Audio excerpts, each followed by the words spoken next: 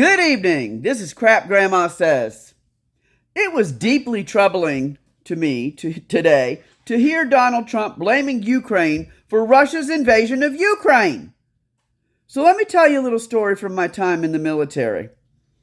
I served in a unit that supported a wing of fighter jets whose job it was to scramble anytime there was a threat to the U.S. mainland. And let me tell you, those jets scrambled a lot. Most Americans never learned about that or the truth about why. Those jets were constantly taking off because Russia was constantly invading our airspace. And I'm not talking about one or two incidents. I'm talking about repeated incursions, repeated invasions. On at least one occasion, Russian aircraft made it so far into our airspace that they were flying over Seattle. At the time, I was young and naive. I just assumed that was how things worked, that maybe our fighter wing was the only one dealing with these incidents.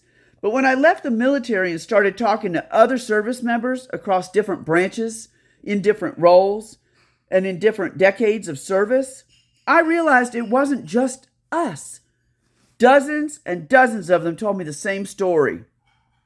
Some were pilots describing Russian incursions over the East Coast, the Midwest, all across the country.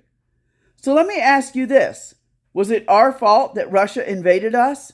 Hell no! It was Russia's fault. Because they have a stated objective of taking as much land, airspace, and control as they can. The same is true for Ukraine. It's not Ukraine's fault that Russia invaded them.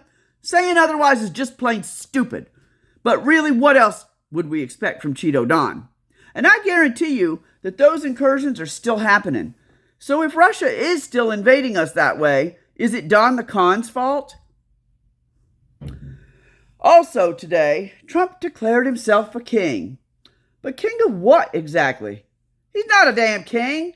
And he'd do well to remember how despotic rulers usually end up before he sits up there high and mighty, strutting around on his pile of shit, and I'm not talking about New York there, declaring his kingdom. One last thing today. Trump and Elon are dangling another empty promise in front of the people. $5,000 for every American from clawed back funds. Except they haven't clawed back anything. It's another lie. And they are also lying about being able to give you $5,000. They can't give you $5,000. Why? Because they don't control the purse. That's Congress's power.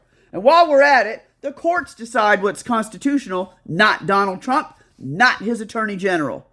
So what's the bottom line? You ain't getting $5,000.